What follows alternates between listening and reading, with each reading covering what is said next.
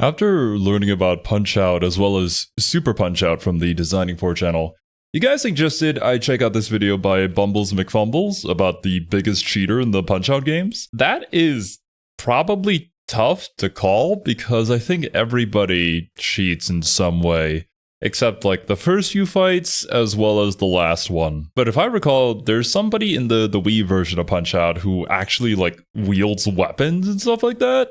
There was one in Super Punch-Out as well, and obviously the people who were teleporting around. I have no idea what the rules are within this boxing world. And wasn't there that guy in Super Punch-Out who just spat poison in your face too? Like, what? But anyways, dudes, you guys know the drill. Please go and support the original video before watching this reaction. A link to that is at the very top of the description, like always. Oh, and don't forget to subscribe to Bumbles. Yeah. That's a world champion right there. Punch-Out is one of Nintendo's longest tenured franchises, using boxing as a template for what essentially boils down to a puzzle game but with punches. As all good. Yeah, what is happening here? The chess boxing matches? I think I heard about this one actually. That sounds super intense and pretty specific. But yeah, I must have been living under a rock considering I'd never heard of this series until we got introduced to it through the Designing For videos. But so far, everything that I've seen has just been a lovely discovery of a game that is very finely tuned with a difficulty curve that I really enjoy. Not that I'd ever be able to beat one of these games, but you never know. Puzzles should have to put those Poindexters on our level. Of course, Punch-Out isn't something you should take very seriously since you're going up against magical teleporting Indian men, guys wielding staves in the ring, and someone who thinks it's okay to kick in a boxing match. However, all these guys was a very valid question. Forgot about that How one. exactly does the governing body of Punch-Out's boxing world define its rule set? The only way these flagrant fouls would be allowed is if there was literally no rule set whatsoever. If this is somehow not I believe that was this guy, what the hell? That was something that I was asking when we were learning about Super Punch-Out. Like, what are the rules? If we have some sort of governing body that is organizing these events, then wouldn't a competition not have any sort of rules? Because then inherently, well, how is it different from just like fighting in the streets? For at least a point reduction, you're gonna get someone with a knife in their gloves sooner rather than later. So, I wanted to see exactly which Punch-Out boxers are breaking which rules of the sweet science. For this, I'll be looking at specifically Punch-Out's Wii reboot from 2009, since not only is it the best looking, it's the most detailed, and will allow us to see what exactly these racist caricatures are doing to one-up the player. Speaking of the player, however, Little Mac is probably the best place to start. Given the fact he's your everyman from the Bronx, it's safe to assume that Mac is a pretty standard boxer, and you'd be right. From his attire, to his stance, to how he conducts himself in the corner, Mac is following almost every rule in the Unified Rules of Boxing as established by the Association of Boxing Commissions and Combat Sports.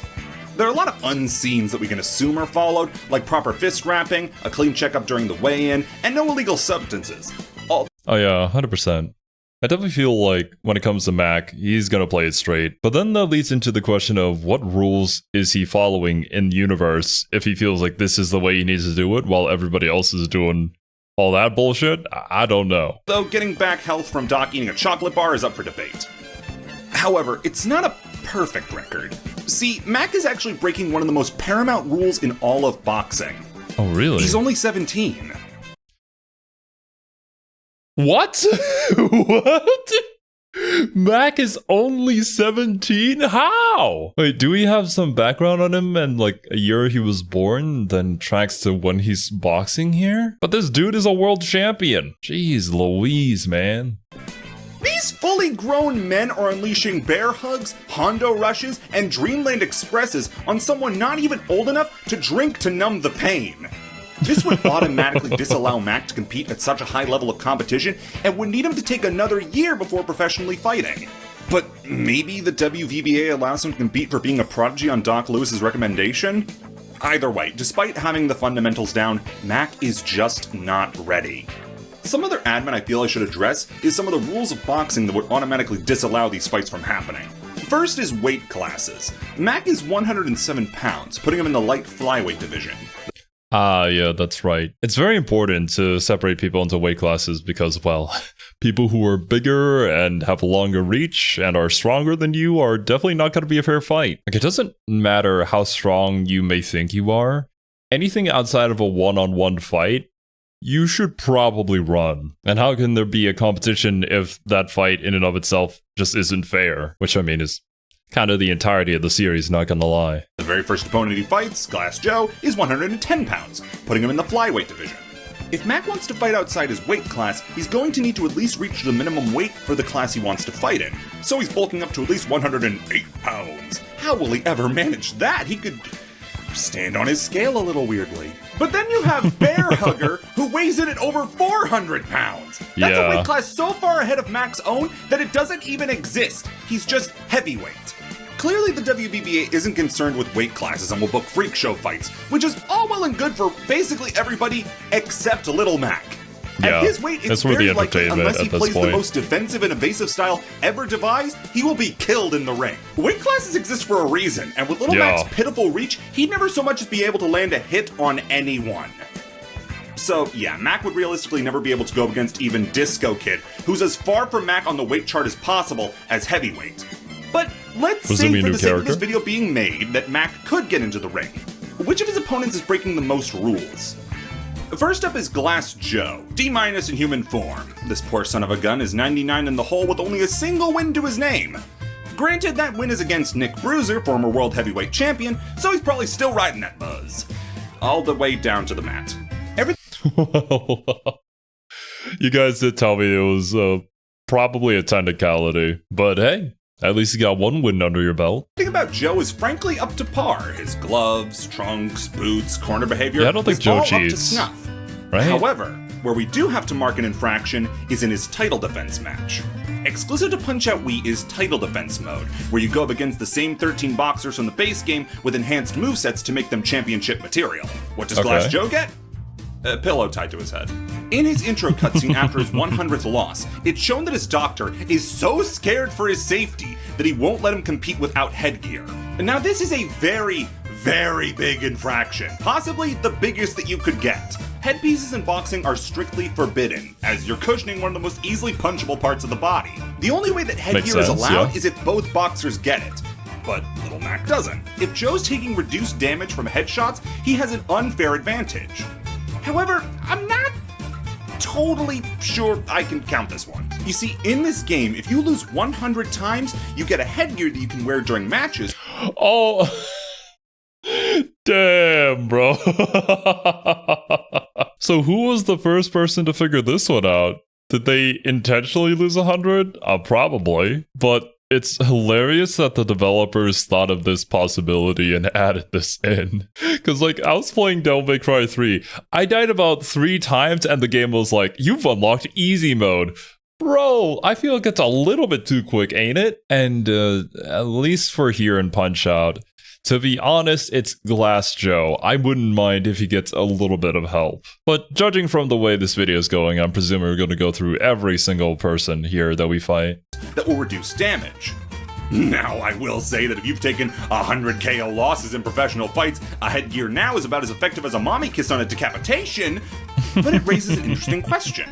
If Joe is fighting with this because he has to, does it count as an infraction?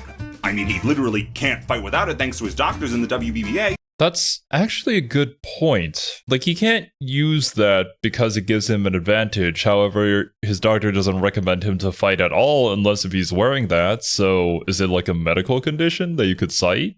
Is that like an exemption that can be made? Because I don't think there's any real world parallels that could be drawn here. Because, yeah, if you've lost 100 fights, you're probably not going to be in too great of a condition. So is it wrong? Yes, it is. Unless Mac is also wearing one, you can't wear headgear.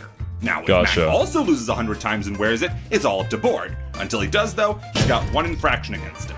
Von Kaiser comes next, and given the fact that he's shown being bullied by kids, I think Mac will do just fine. Kaiser seems totally up to board, just like Joe. However, it's time to bust out a rule you might not have even thought about. Kaiser's pants are actually the big problem. In boxing, it's required that you wear loose-fitting trunks that extend no further than the knees to better show off potential low blows. Kaiser's not only wearing them below his knees, he's got them tucked into his boots. That's an infraction right there, but given that you've seen his status as a boxing teacher, it's pretty safe to say that he's got no other major oversights in his boxing style. Disco Kid is after him, and as I said before, this guy is massively out of Mac's league. Literally, he's double Mac's own weight. At first I thought the disco ball in his intro could count as an outside electronic, which you can't have, but upon closer inspection, it's more likely than not a part of the bombed-out ghetto gym that these fights take place in. It's a professional fighting arena on Mondays and Thursdays and senior bingo on the weekends. However, you can nail... Is this guy supposed to be like the Don Flamenco of this game? Although I'm pretty sure Flamenco's also in the Wii version, no? I could be wrong though. Him for using headphones in the corner. He could very easily be receiving outside illegal advice through those. There's just no way to know. However, the biggest offense is in his title defense fight, where he forgoes the boxing shorts for a fashion-forward leotard. While fitting in with his lifestyle choice to take up boxer sizing, it's also bananas illegal. In boxing, you're required to have a clear line of demarcation between your trunks and your chest with the seam of your boxing shorts. It also needs to contrast, so that's why the fit is important. Know where would count as a low blow. He's not even wearing pants! Disco Kid is asking for low blows and he has nobody to blame but himself. The Disco Kid comes out swinging with a record-setting 2 infractions. Here's hoping he doesn't get immediately... Yeah, there's a lot to unpack with King Hippo. Probably one of the most iconic boxers in the franchise, King Hippo is also lousy with rule breaks. Before the fight even starts, King Hippo's weight, height, and nationality are all unknown. What? By that logic, it's safe to say that he did not come to the required weigh-in and hasn't gotten a proper US-sanctioned boxing license. He shouldn't license. be allowed to fight Place even. of origin cannot be up to interpretation! Before a punch is even thrown, he's already broken 2 rules. Then we get to the fight, and instantly we got a violation for head covering. That funny little crown may look good in marketing, but you don't get to take it into the ring with you. However, for the rest of the fight, he somehow manages to keep it clean, save for his pants falling down, but that's a more public indecency thing than a boxing thing. In his title defense mode, however, we've got... Oh yeah, doesn't he get like armor for his weak spot on his tummy? That should be mega illegal. I wish you could go into boxing matches wearing like bulletproof vests. It might help. Got a bigger issue to deal with. His crown is back and actually bigger this time, but the real issue to discuss is what's going on with his stomach. He's wearing body armor. Yeah. But would you believe me if I said that the covering for a man's hole isn't the only problem here? Only in minor circuit fights are you allowed to have tape on your body. That's why the big X over his tummy is legal. In a world championship fight, you can't have tape on your person. So taping the manhole covering is a whole new rule break. That's an interesting distinction. If it's a minor fight, you can. If it's a major one, you can't. I wonder why that rule was created and why it was clearly defined like that. Probably some sort of incident that happened. King Hippo manages to break 5 different rules in his fights and puts him well ahead of the rest of the pack. Moving on to the major circuit now, Piston Hondo is up, and with him we get the most up-to-bar boxer thus far. Literally the only thing you can get him on is his headband. That's because it's a head covering and it might allow punches to slide off easier. Other than that, Hondo's playing the exact same game you are. This is even a problem exclusive to the Wii version, because in the original he fights without a headband. Sadly though, he's been barred from competition for the most heinous crime that a boxer, nay, a human can commit. Pirating manga. What? What is happening? Sailor Moon manga and Punch-Out cost Nintendo millions? What? So, did they reference? Oh, was it the thing that he was reading? Oh no! After him is Bear Hugger, and given the fact the game was made by a Canadian studio, you'd think they'd make this rep one of the more noble ones. There's a lot to unpack with Bear Hugger. First is his attire. Just like Von Kaiser, you gotta be showing off those knees. Also, like Disco, there's no distinct line between his upper and lower body. Not to mention in title defense, he's got a head covering too in the form of his hat. Now let's get on to the wholly unique infractions. He's got far too bushy a beard. In boxing, you need to either be clean-shaven or have well-groomed facial hair, and certainly no beards are allowed. Something like that acts as a cushion for the jaw. In between rounds, he's also chugging on maple syrup and taking naps. This covers 2 whole new infractions: the consumption of anything other than water while in the corner that you may associate with a certain someone else, and not taking the fight seriously. Not only is it disrespectful, but it's also a breaking of the rules. However, let's get the big one out of the way. He's not fighting alone. Bear Hugger brings a squirrel with him into the ring for title defense. Let's ignore the animal cruelty because it's shown that the squirrel gave consent. How does that help? It's shown that the squirrel gave consent. And instead focus on the rule of boxing that only the fighters and the ref can enter the ring. You can't do tag team boxing despite how cool that sounds. Yo, imagine tag fighting in real life. And I'm not talking about like just your friend jumping in to help out occasionally. I'm talking about like anime tag fighting, BB tag style. Now those matches I would go and watch. But also, is this like some sort of reference to Ratatouille or something? Considering the squirrel is on the head? He's also trying to help box. Maybe not, but I love Ratatouille. The movie, I mean. I haven't tried out the food before. Bearhugger overall commits 7 different rule breaks in the ring. Boy, I sure hope he isn't immediately shown up. He's back to teleport. This one's just f***ing weird. Let's get the elephant out of the room for now and just deal with him later.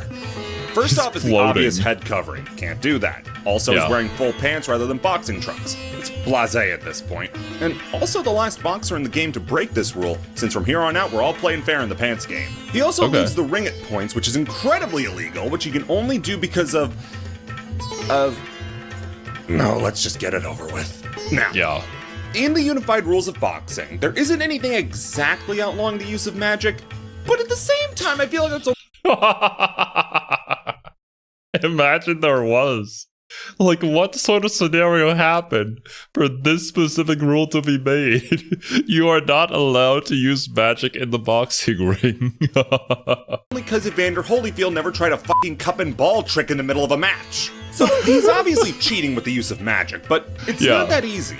Essentially, I need to make up a rule on the fly here. Do I penalize him under each different class of magic used? Do I penalize him once under the broad umbrella of magic usage in general? Are clones counted as outside influences despite the fact that they're the same guy? If the clones can't do damage to Lil Mac, are they a threat?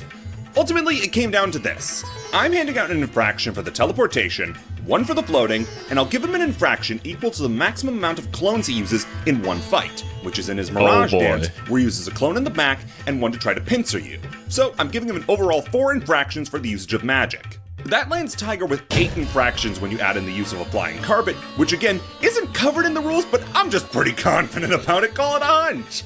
As a breath of fresh air, Don Flamenco only gets 2 infractions, with the first being for the toupee that he wears during matches. That's a head covering, and as unlikely as strike to the top of the head is, and no matter how little it covers, an infraction is still an infraction. However, his second one is for one that you might not have even seen coming. In his mid-match corner rests, he'll spritz himself with perfume. There are actually a few reasons that this is illegal. First off, the use of an aerosol can be used as an irritant for the other boxer, as the scent can disorient them. And the actual perfume applied can cause the gloves to slip off. But key amongst these facts is that in the corner, only an adrenaline solution, Avitine, and Thrombin are allowed to be applied. Unless that thing is filled with liquid adrenaline, he can't have it. Yeah, makes sense. Only specific things are allowed to be used in the corner, and you're only allowed to drink water. Otherwise, like, how would you regulate that? Things would get super messy with people trying to take certain things for advantages. I'm also iffy on if this counts as magic, but I'm willing to let it slide as it's outside of the fight. Recreational magic is fine. But then I think that's more just showmanship. It's just Don Flamenco's raw aura that caused the rose to bud again. It looks like the worst of the cheaters are behind us as we move on to the world circuit. Who's next exactly? This guy. That. Soda Popinski is next, and let's just get the obvious one out of the way to start off with. Just like Bearhugger's syrup, you can't drink soda while in the corner. But he brings a whole new level of cheating by doing it in the middle of a match. Not only does this already fall under the previously explained rule, but he's also bringing foreign objects into the ring. Not to mention he's a sloppy drinker, and by getting soda onto his chest, he's applying an illegal substance to his body. I'm sure you know how sticky soda can be, so imagine trying to punch someone drenched in it. But now for the big one, as he's the only boxer that we know of that's doping. We see doctors making him special soda in a lab that lets him pull a truck with his teeth. And he— What? He's doping in the middle of a match? How is this allowed? Well, I mean, magic was allowed, so anything's fair play at this point. But come on, man. He's guzzling 18 bottles of this stuff in a match in his title defense intro. Doping is one of the most frowned upon things to do in sports, and to do it in front of a crowd at the expense of innocent Fanta is almost admirably bold. Bald Bull comes next, and with a head shaped like that, you can imagine he's gotten a few broken rules under his belt. For starters, between rounds, he's shown applying hot towels to himself, which, given the rules of boxing, he can't do. You can only apply a cold towel to yourself if you want to use one, but maybe it could be a cold towel and he's just so hot from boxing that he's steaming. Yeah, I was about to say that, actually. He's just trying to cool off, man. This guy is always heated up all the time. He's an engine that only knows how to rush at you. I'm willing to give him that one, but one I can't budge on is his rage issues. Bald Bull just sort of rampages and wins fights by accident rather than on purpose. As such, after winning the title in title defense mode, he's so blinded with rage that he attacks the ref, throwing him out of the ring. That doesn't just get you a penalty, that gets you banned for life. Yeah. As well, when he's in the corner, he's shown lifting weights, something I'm not exactly sure on the legality of, leaning on the side of no, but when you get to the point that you start hucking them into the crowd, I feel like that's enough to get the— Jesus Christ, who that hit? I don't know if there's any rules specifically for, like, training in the middle of an actual match, but you go, I guess? I don't think anybody would be crazy enough to do that, right? Ref to ask you to leave. Super Macho Man comes next, and with him he brings a ton of infractions. One of a kind too, so that's good for him, I guess. Let's see. First off is the gold chain and earrings that he wears. Yeah. Boxing rules dictate that you can't have any piercings, and you need to take them out before a fight starts. Speaking of attire, his trunks have personal branding on them, which is strictly forbidden. Along with that, in between rounds, he's taking questions from the press, which violates rules regarding press distance from the ring, allowing them only on specific sides of the ring from a certain distance. Man, we really did our research here on this video, didn't we? Like, even outside of Punch-Out, I'm learning so much about boxing rules in general. On top of that, he's got a personal electronic with him in the camera that he's taking selfies with. Then there's the foreign object he brings into the ring when he puts sunglasses on to try to hit the Super Macho clothesline. Speaking of which, I think it's fair to say that there's a little bit of a chance that there's outside interference. The flash photography only gets bright when he goes for the clothesline, and him putting on the glasses acts as a signal to the audience members to start flashing their bulbs to mess with Little Mac. Oh, that's funny. And then, presumably thinking that that was a little too subtle of a cheat, he just cold clocks the ref. Whoa! However, this is also a time where there's a non-fighter that gets a rule penalty. As in title defense mode, the lighting manager would earn an infraction by discriminating against Macho Man and not shining the light on him. It doesn't matter if they're fighting, it's still a penalty that's boxing related. Really? Finally is Mr. Sandman, the world champ, and there's a reason. This guy's entire strategy is sound, completely and utterly. Makes sense since this guy isn't a cartoon character like the rest. He's a boxer. The most you could levy against him is the fact that in title defense, there isn't a clear line of demarcation between his waistband and trunks. They're both black, so it could be difficult, but the different texture used and the fact that the stripes on the side of the trunks stop at the waist could be enough. Given the fact that no one in the WBBA wants to tell him he can't wear his trunks like that, I'm gonna say it's less of a violation and more of a please go and change if that's okay, Mr. Champion, sir. Okay, yeah, fair enough. I was putting this one off because the highest amount of infractions thus far. Oh yeah, I have a very good feeling as to who it's gonna be. Like, it can't not be this one, right? Is Great Tiger with 8. This boxer has 19. Let's go, oh boy. Aaron Ryan is the first boxer in the world circuit and was made to represent the typical dirty boxer. But they didn't have to go this far with it. Aaron Ryan may be a fellow countryman, but that doesn't mean I'm gonna let slip what he tries to pull. Starting off, it's safe to assume that for the whole game, boxers have been getting their gloves the standard way. In a professional boxing fight, boxers get their gloves provided by the venues. However, because Aaron Ryan's using loaded gloves, he's clearly bringing them from home. On top of that, we know that he wraps his fists properly, but yet again, that's something that he did at home and it wasn't inspected by the ref. Bringing these things from home and not having them inspected is 4 penalties already, and that's not to mention the little fact that he has loaded horseshoes in his boxing gloves. He's planning on killing Little Mac at this pace. On top of that, he's shown throwing out the classic boxing cheats, trying to throw elbows and headbutts at Little Mac, as well as jumping off the ropes for that headbutt. Including that, he's also shown potentially trying to throw the fight by allowing Mac to get free hits in, literally asking him to hit him. No ref would allow that. But that's not it, as Aaron Ryan Why does he still have a career here in the boxing matches? Why is he still allowed back in? This can't be, man. Now it makes me wonder how this stereotype of the dirty boxer came to be.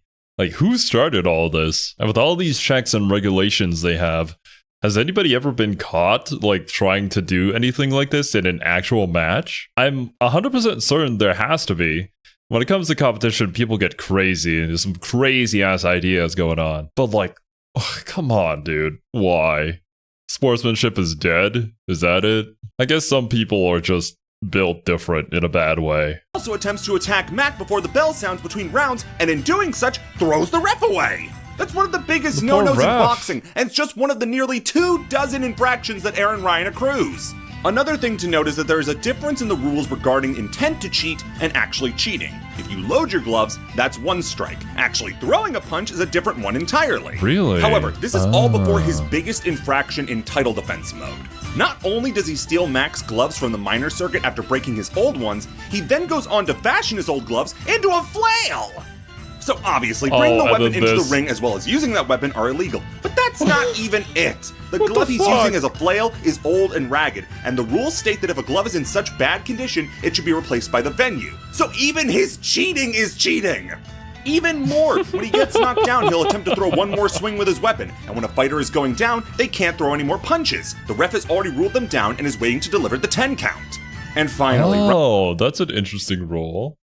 Makes sense, though. I can definitely see somebody just trying to give it one last shot before they go down. And there's a particular boss in a Fatal Fury game who, after you beat him and then it comes up with the you win screen, he throws out one last attack they kind of had to jump over or else you get insta-KO'd.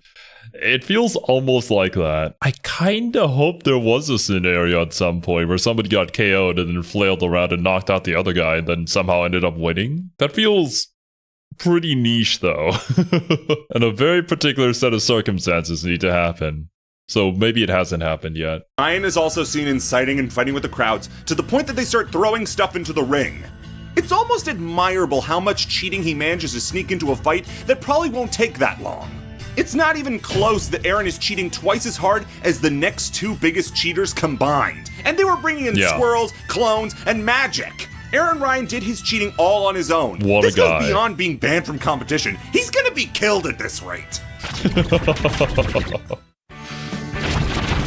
The WBBA is going to have a hell of a lot of paperwork to go through to clear up these infractions. And without these cheaters, the league would probably be like 3 people, and one of those people would be Glass Joe, and that's not much of a league. So please accept my proposal. Damn, the Glass Joe disrespect, man. The poor dude is trying his best, I would assume. Also for a new little Mac design to line up with the rest of these flagrant rule breakers.